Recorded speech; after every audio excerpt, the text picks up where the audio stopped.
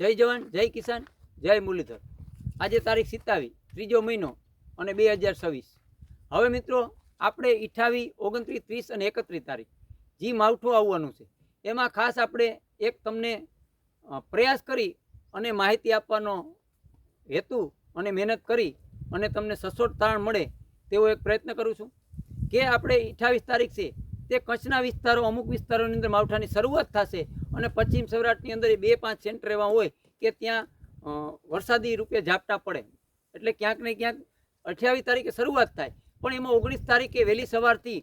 કચ્છના ખાવડાથી માંડી અને ગાંધીધામ પટ્ટા દરિયાકાંઠાના વિસ્તારમાં વહેલી સવારથી 29 તારીખે માવઠાના ઝાપટાની શરૂઆત થશે અને જેમ કલાકો દિવસો પસાર થશે તેમ તેમ માવઠું તીવ્ર બનશે અને ક્યાંક ને ક્યાંક 12 વાગ્યા પછી, બપોરના 12 વાગ્યા પછી ગાજવીજનું પ્રમાણ અને તોફાની પવન સાથે વરસાદ થાય તેવી શક્યતા છે અને પવનની રફતાર અમુક વિસ્તારોમાં 30ની હોય, અમુક વિસ્તારોમાં 40-50ની પણ પવન વરસાદ સાથે હોય અને ગાજવીજનું પ્રમાણ પણ હોઈ શકે અને અમુક વિસ્તારોની અંદર કરા પણ પડી શકે। એટલે ખાસ કચ્છની વાત કરીએ મિત્રો તો 28થી શરૂઆત થાય, 29 અને 30 તારીખ કચ્છના વધારે પૂરતા વિસ્તાર, સીમિત વિસ્તાર કોઈ કદાચ બસી શકે, બાકી ઓલ કચ્છ વિસ્તારોની અંદર ક્યાંક ને ક્યાંક વરસાદી માહોલ બંધાશે અને રાપર, ગાંધીધામ અને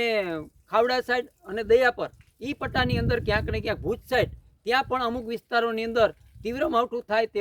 તેવી પણ શક્યતા છે। ગાજવીજનું પ્રમાણ પણ રહી શકે અને નલિયા પટ્ટામાં પણ ક્યાંક ને ક્યાંક થંડરસ્ટોર્મ થાય તેવી શક્યતા છે માંડવી સાઈડ। એટલે કચ્છના ઓલ વિસ્તાર કહી તો એમાં માવઠાની અસર થશે। પછી ઉત્તર ગુજરાતનો પણ આપણે કહી તો ઉત્તર ગુજરાત અને મધ્ય ગુજરાત તેમાં પણ 28 તારીખે સીમિત વિસ્તાર પૂરતું માવઠું જોવા મળે, પણ 29 અને 30 તારીખ તેમાં તીવ્ર વધારો થશે અને ક્યાંક ને ક્યાંક કચ્છના વિસ્તાર જે ખાવડા પટ્ટો કહી ગાંધીધામથી ખાવડા અને રાપર સાઈડ તે વિસ્તાર અને ઉત્તર ગુજરાતના વિસ્તાર અને મધ્ય ગુજરાતના વિસ્તાર તેમાં 29 અને 30 તારીખે તીવ્ર માવઠું અમુક સેન્ટરની અંદર જોવા મળે અને ક્યાંક ને ક્યાંક ગાજવીજ, તોફાની પવન અને કરા સાથે વરસાદ થાય અને 30, 40 અથવા 50 સ્પીડનો પવન પણ ફૂંકાય વરસાદ સાથે। હવે વાત કરીએ પશ્ચિમ સૌરાષ્ટ્રની તો પશ્ચિમ સૌરાષ્ટ્રમાં 29 તારીખે 11 વાગ્યાથી કે 10 વાગ્યાથી સામાન્ય છાંટાછૂટી અને ઝાપટાની શરૂઆત થાય દ્વારકાથી અને ક્યાંક ને ક્યાંક સાંજ સુધીમાં પશ્ચિમ સૌરાષ્ટ્રના ઘણા વિસ્તારો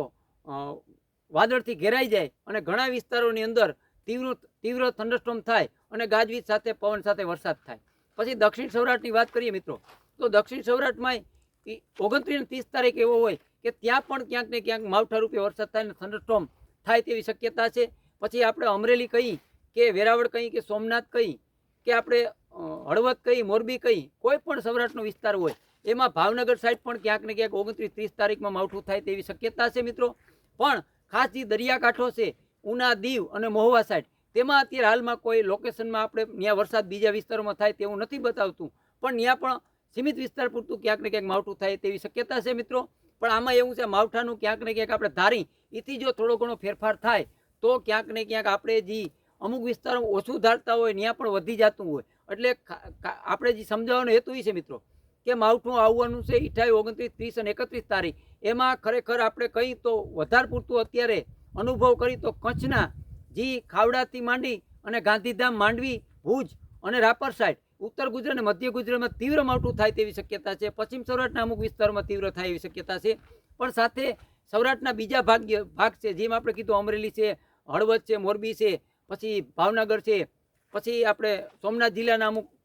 ગામ પંથકો, તાલુકા પંથકો, જુનાગઢ જિલ્લો, રાજકોટ જિલ્લો એવા ઘણા સૌરાષ્ટ્રના વિસ્તારો છે ત્યાં પણ માવઠું થાય તેવી શક્યતા છે। એટલે સાવચેત રહેવું, કોઈ અફવામાં ન રહેવું, એમે પણ નહીં સમજવું કે આપણા વિસ્તારમાં માવઠું નહીં થાય। એક દક્ષિણ ગુજરાતના સીમિત વિસ્તાર પૂરતું માવઠું થશે, બાકી ઓલ ગુજરાત સૌરાષ્ટ્રને એક આપણે 28, 29, 30 અને 31 એમાં ખાસ મુખ્ય તારીખ છે 29, 30 તારીખ અને આવરાના દિવસ પછીના દિવસોમાં 3 તારીખથી ક્યાંક ને ક્યાંક અસ્તિત્વમાં ફેરફાર આવશે। આમ તો વાદળછાયું વાતાવરણ તો ઓલ 15 તારીખ સુધી રહેશે, પછી 20 તારીખ પછી એક માવઠાની શક્યતા છે। અગાઉ આપણે તારીખો તમને આપેલી છે અને જરૂર પડશે તો આપણે ટાઈમ કાઢી અને તમને પાછો ફરીથી એક વિડીયો બનાવી અને આગળ જે માવઠા થવાના છે એની પણ માહિતી આપશું। પણ ખાસ મિત્રો આ વિડીયોને જેટલો બને એટલો શેર કરજો અને સબસ્ક્રાઈબ કરજો, લાઇક કરજો, જેથી કરતાં આવનારા સમયની અંદર જે આપણા માવઠા આપણી ઉપર આવવાના છે એમની તમને